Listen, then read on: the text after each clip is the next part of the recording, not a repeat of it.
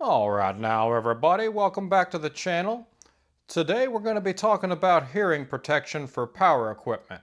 Now, I started off initially wearing just these purple foam. These are the standard little scrunchy foam things that you have to twist up and flatten and then stick in your ears and they expand.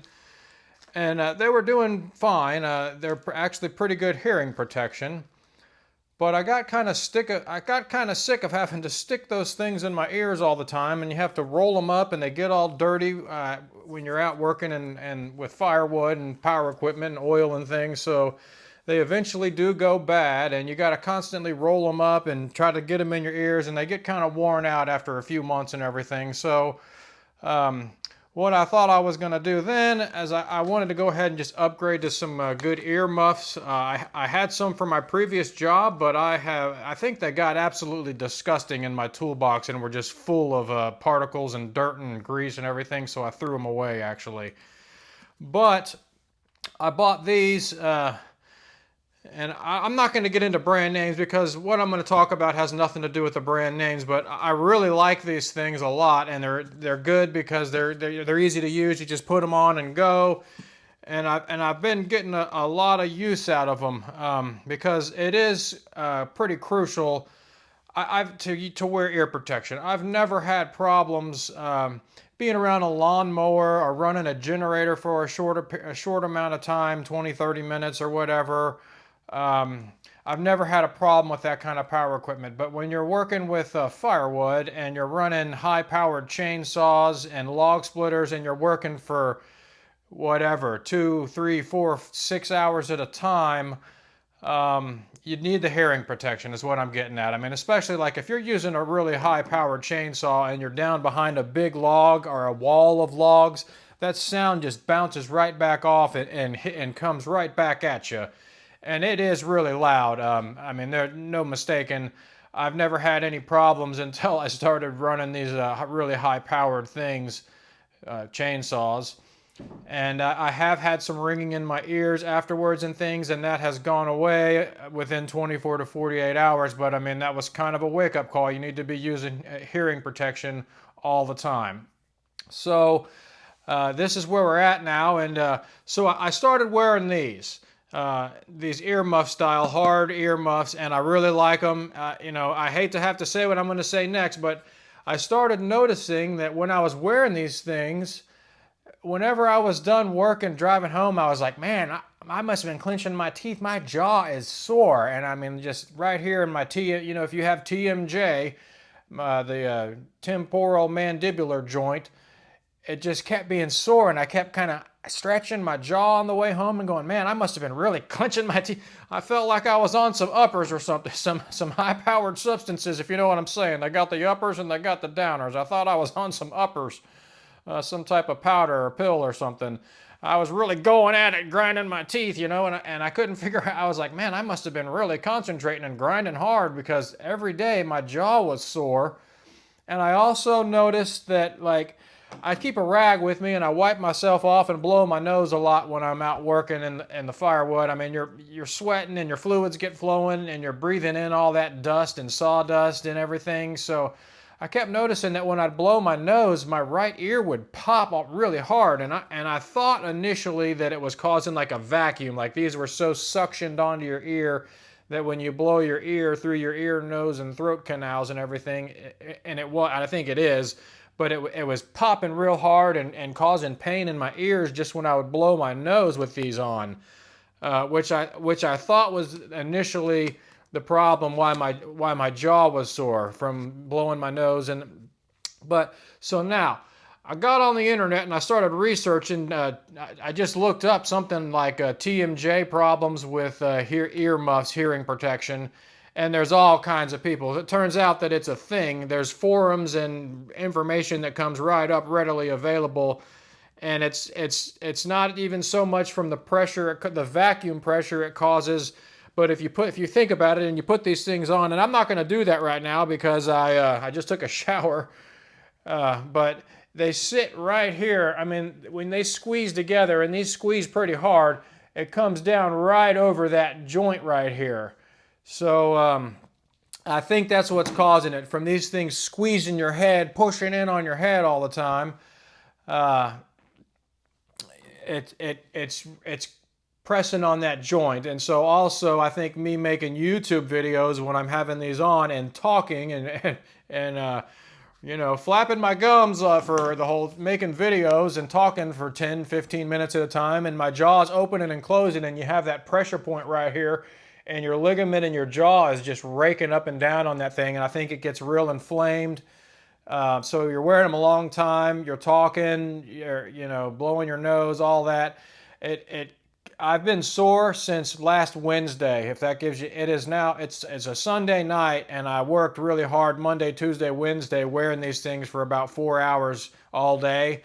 And it's now Sunday, and my jaw is still sore. I'm hoping that it goes down. It's getting better, I think, every day. So, you know, say a little prayer for me there that it gets better, but I think it's going to subside over the next few days and hopefully return back to normal.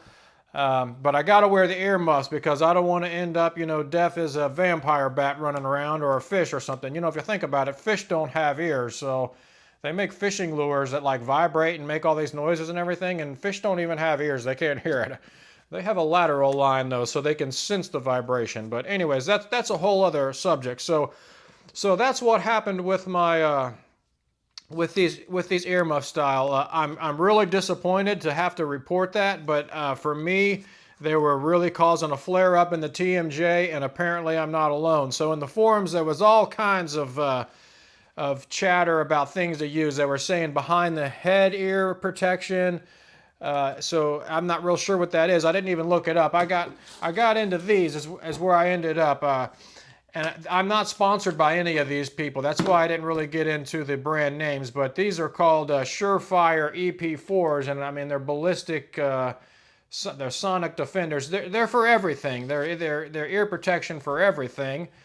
But they're a little bit different than the spongy ones. I'll show you a close up. Let me see if I can open these things up. Give me 1 second. And these have a well. Let's talk about them here. They have they have filters on them that you can open and close if you want to hear more or less. But with the filters closed, it's a 24 decibel noise reduction rating on these. I don't know. It says something over here, 27. Since I don't know what that is. Single number rating. Single number rating, 27 decibels. Noise reduction rating 24 decibels. So anyways, whatever, they're better than nothing, and some people even wear both, but unfortunately I'm not going to be able to get away with wearing these muff style anymore, and I'm pretty disappointed about it. So give me 1 second while I open these, and I'll show you what they look like. Alright, so let me give you a close-up of these things here. Now this is what they look like, and that's a medium. So you can see the good thing about it is they have like this kind of design where you don't have to roll them in your fingers and get them all squished up and then try to work them in your ear canal. You just stick them in your ears, and then they have this black piece on them here that goes inside your ear and holds them in there so they don't fall out or anything. And then this is the filter here, I guess, that you can open or close that back piece. So I'll probably keep those closed most of the time. I don't know how much of a difference that'll make, but let me try to stick these in my ears and see how they go. I just thought instead of having to fool with rolling them around, you just stick them in there. I thought that would be a worthwhile investment to try. They were about 20 bucks, so hopefully they work. And you got to it takes kind of a second to kind of work them in your ear. And I think red is for right. That's what it's, if I remember correctly when I was reading about them, red for right. Yeah, so you got to kind of get them going, and I'm not sure how that'll work.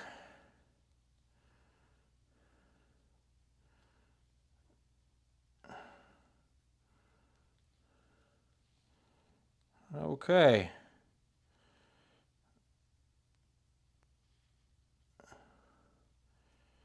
So that's how they work. I got one of them in there, and I don't know if they're labeled on here right and left or not. No, I don't see anything. Yeah, here we go. L for left. Let's see if I can get that one in here. And they look pretty small to me, so I'm hoping that they fit correctly and do their job. But you know, your ears aren't that big in there, so anyways, that's what they are now, and I'm going to give these a try and see how they go. So this is just a box opening and some talk about TMJ and what caused this. And if you want to see more about this, more reviews in the future and everything, follow the channel, and I'm sure I'll use them, and I'll let you know in the upcoming videos how I'm liking them. But that's going to alleviate having that squeezing pain on my jaw, on my TMJ joint right there.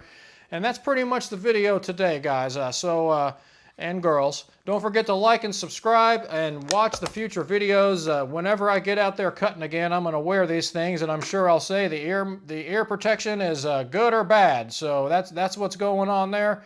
Okay, so to conclude this video, I'm now going to be using these Eargasm earplugs. Let me see if I can open this. Those Sonic Defenders were just too small, so I was able to get my hands on some of these Eargasms now, and it's the same type of design. If you can see that, they're clear, but they just have little tabs on them.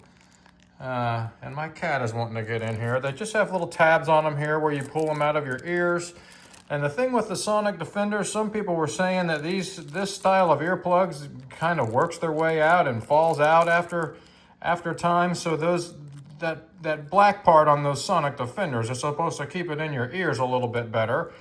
But anyways, I had to send those back. It's nothing against the brand. They were just tiny. It said medium fits most people, and I don't know why, but I bought the mediums because, you know, they have that special little part in them that has to fit in your earlobe, and I didn't want it to be too large, so I just went with what it said most people would use.